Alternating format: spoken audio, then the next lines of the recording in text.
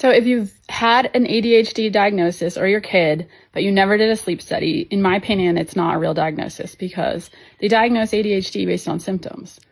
And your symptoms are going to be overtired, trouble focusing, hyperactive, kind of wired, that jet-lagged behavior if your sleep is bad all the time.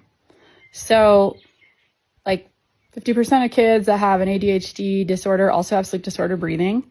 And I bet you that number is even higher because it's so super, like most dentists aren't going to notice it. You have to go to a trained airway dentist for them to really see this stuff because we weren't taught a thing about airway.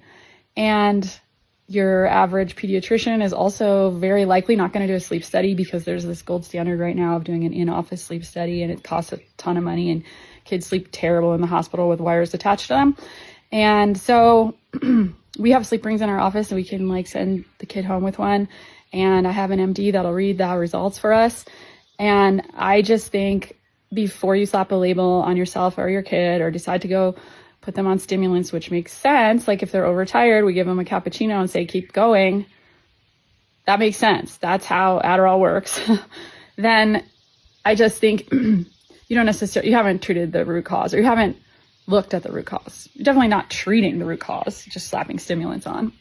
So anyway, my point is just that we need to be digging a little deeper and we need to be kind of holding our doctors and dentists to a higher standard. These kids deserve it, for them to have like a label for the rest of their life and maybe not do well in school and maybe be considered like, they have trouble focusing and they are bugging everybody with their bad behavior. And then they kind of feel like that's their personality when it's actually just, they can't breathe that well at night is completely unfair. So we need to be looking harder at this.